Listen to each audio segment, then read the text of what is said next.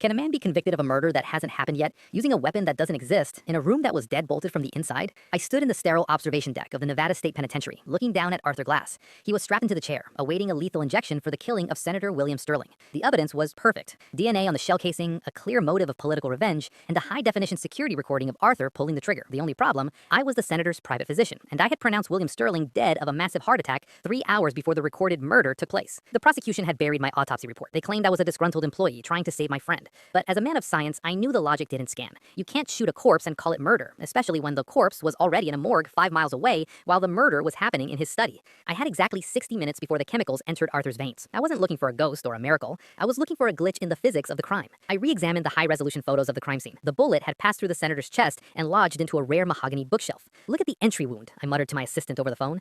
A .45 caliber round at that range should have caused massive arterial spray, but the photos show a dry wound. No blood on the shirt, no splatter on the desk. Maybe he was already dead, like you said, my assistant asked. If he was already dead, the heart isn't pumping, no pressure, no spray. But there's something else. Look at the bookshelf. The wood isn't splintered, it's melted. I drove to the senator's estate, which was still a restricted crime scene. I didn't care about the yellow tape. I pushed past the deputy and headed straight for the study. I ignored the chalk outline and went for the bookshelf. I pulled out a magnifying glass. The hole in the wood was perfectly circular, cauterized at the edges. It wasn't a bullet, I whispered. I looked at the window opposite the desk. It was a specialized 3-paned ballistic glass. In the corner of the frame, there was a microscopic fracture, not from an impact, but from heat. The twist, the digital execution. The logic finally clicked. It was a phantasm play.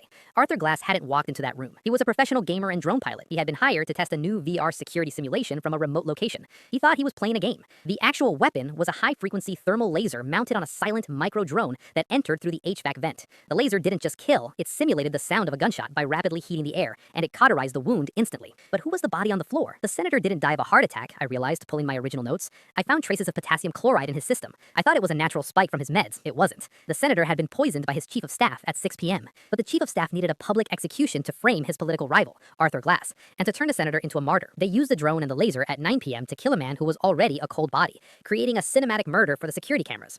I burst into the execution chamber's viewing room, just as the warden signaled the technician. "Stop!" I yelled, slamming the thermal photos of the bookshelf onto the glass. "Check the drone frequencies in the HVAC logs. You aren't executing a murderer, you're deleting the witness to a medical cover-up." The warden hesitated. "The video shows him pulling the trigger, doctor. The video shows a man in a VR headset 5 miles away. Check the senator's internal body temperature at the time of the shot in the autopsy photos. He was 88 degrees Fahrenheit. A living man is 98.6. You can't murder a man who's already at room temperature." The execution was stayed with 4 seconds to pair. Logic saved Arthur Glass, not because of a gut feeling and not because of a hunch, but because the laws of thermodynamics don't care about political agendas. A laser leaves a burn. A corpse doesn't bleed, and a perfect crime always forgets that the smallest detail, like the temperature of a dead man's heart, is the loudest truth in the room.